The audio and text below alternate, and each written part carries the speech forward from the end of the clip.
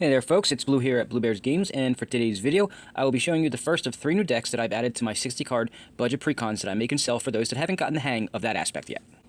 I'll start this 3-part series by showing you a deck I call Touched by an Angel. The name should tell you what type of deck this will be, but just so there's no confusion, yes, this is an Angel tribal build. It is similar to a build I had on the channel a little over a year ago as a custom build for someone and was the inspiration for adding it to my precon offerings. I chose to add this to my list of precons because I like that angels typically have flying, so a deck of nothing but angels should provide you with the evasion that you need to squeak out a few victories, plus, come on, it's angels. Who doesn't like angels in Magic? So, let me show you the deck, and then afterwards I'll give you a couple of suggestions that you could do to make this deck really shine. Without further ado, here is my 60 card Blues Budget Battle Brew, Touched by an Angel. So since this is an Angel tribal deck, I'll show you everything in here is going to be an Angel. I'll start off with the 1-drop, is Segovian Angel. It's a 1 to cast, 1/1, Flying and Vigilance. So basically it's a very miniaturized version of Sarah Angel. I got 4 of them in there because they're just a good 1-drop. I think it's one of the very few, but it's also one of the best. The 2-drop is Angelic Page. It's another 1/1 flyer, only now you can tap it to have target attacking or blocking creature get buffed by +1/+1 until end of turn, so good for some combat shenanigans. The 3-drop is, I was actually really happy that they finally gave a good 3-drop for Angels, and I used, and it's Inspiring Overseer. It's a 3 to cast, 2/1 flyer, that when it enters the battlefield, you gain a life and draw a card, which is absolutely gangbusters in a deck that doesn't have a lot of card draw because White's very weak with that, so it helps fix that issue a little bit, and also gives us some life gain. So I got 4 of them in there. The first rare is Guardian of Garapur. It's a 3 to cast, 3/3 flyer, that when it enters play, you basically blink something, so you exile up to 1 other target creature or artifact that you control, and then return it to the battlefield under its owner's control at the beginning of the next end step. So that's what blinking, or that's basically what blinking means, or flickering, if you will. You exile something and then return it back to play, usually at the beginning of the next end step, but sometimes immediately. The next 3-drop is Emancipation Angel. It's similar to the card I just showed you. It doesn't really blink things, but it does make things leave the battlefield and then possibly come back later. It's Emancipation Angel. It's a 3 to cast, 3/3 flyer, just like the previous card. But when it enters play, or enters the battlefield, you return target permanent that you control back to its owner's hand. So rather than blinking it and it coming back into play for free, now you have to recast it. So I have these in here, and it may seem like downsides for a card, but there are benefits. I was able to make benefits just like the previous build of Touched by an Angel that I made for a customer. So I got 2 of them in there, and the 4-drop is Seraph of Dawn. It is a 4 to cast, 2/4 flying lifelinker, so more life gain. This deck has a good sub-theme of life gain. So we got 4 of them.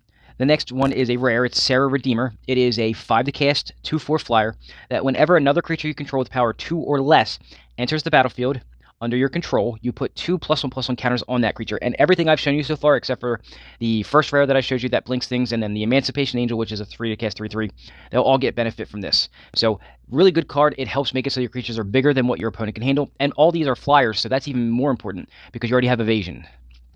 The last creature I'm going to show you is Angelic Skirmisher. It is a 6 to cast, 4/4 flyer, and this is the foil for the deck. Remember, I put a foil rare or a mythic, if I can, in every battle brew that I make. But it's a 6 to cast, 4/4 flyer that at the beginning of each combat, not just your own, but each combat, so your opponent's as well, you can choose First Strike, Vigilance, or Lifelink, and then creatures you control will gain that ability until end of turn. And all 3 of those are just as important as each other. First Strike is great for combat shenanigans, and then of course Vigilance is great for being able to attack and defend, and of course Lifelink helps keep you alive. So those are the creatures I've got. The non-creatures are all great utility and good defense. So I'll start off with Candle Trap. It is a 1 to cast R, so it enchants a creature, and then the enchanted creature has Defender, which is to say that it cannot attack, because it's now basically a wall. It doesn't make it a wall, it just gives it Defender, which means it cannot attack. Next line says prevent all damage, combat damage, that would be dealt by the enchanted creature. So now even if it can attack, it can't do any damage. Oh, I'm sorry, even if it blocks, it can't do any damage. The trick here is that I have something else that'll do something similar to this. The Candle Traps are basically for ground creatures. You want to use these on ground creatures because all of your stuff flies, so it won't really matter if they can block, but it matters that they can't attack. So it prevents all the damage from being able to come in, but because you're flying over them, it doesn't really matter about the blocking section. The next one I have is Pacifism. I like to put this in every white deck. It's really good utility. It's 2 to cast, it's an aura, it enchants a creature, and the enchanted creature can't attack or block. This is for the flying creatures because then they can't block your flyers. More stuff to remove creatures from the board, or at least remove them from being able to hurt you. Swift Response. It's a 2 to cast instant that destroys a tapped creature. It doesn't have to be a attacking creature. It can be a creature that they use their activated ability that requires a tap.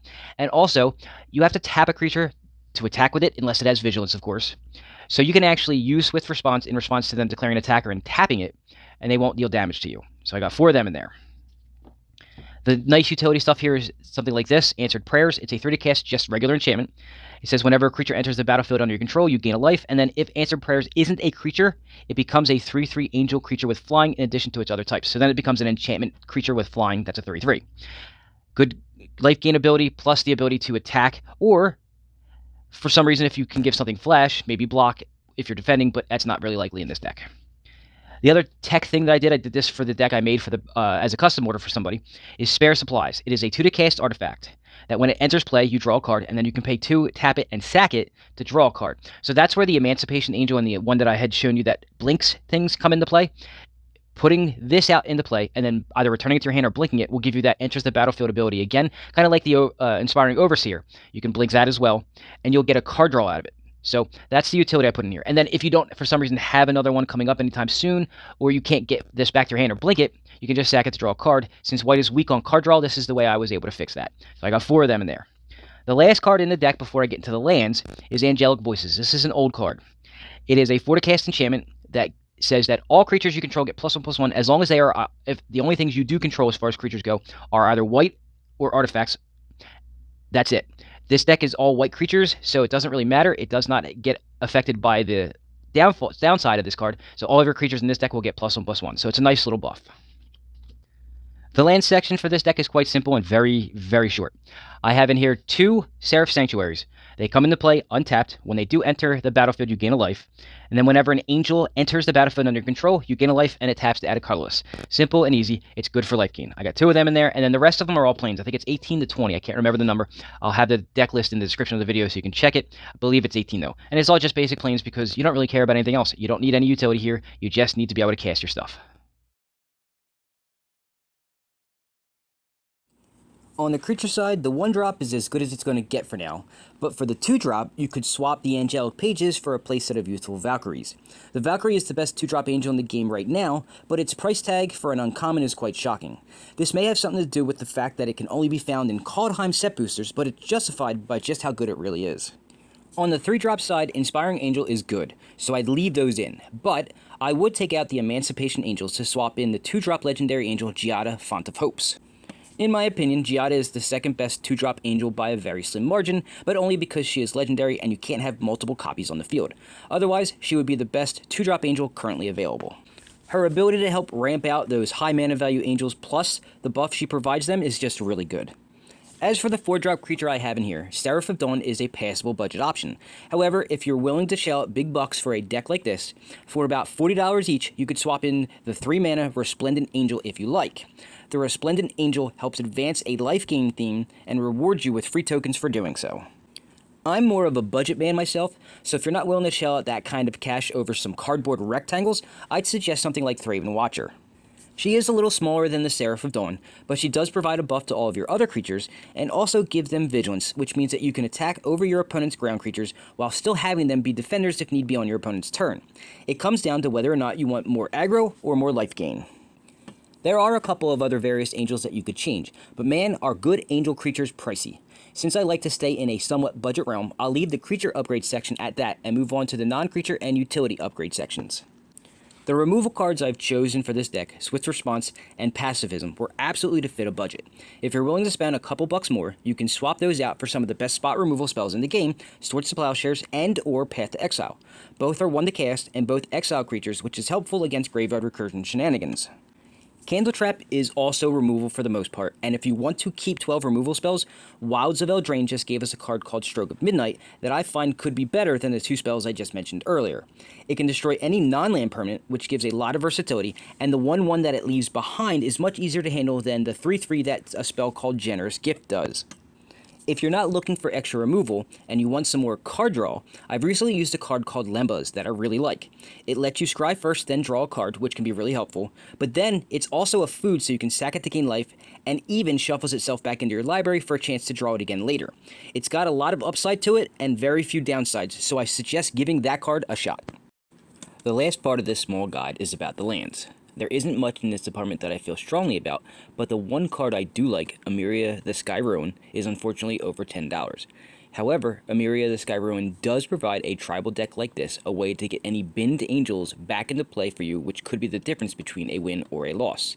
Since the deck is mono white, and all the lands besides this one will be plains, you shouldn't run into any issues with meeting the requirement needed to start returning your angels back from your graveyard to the battlefield to continue fighting for you.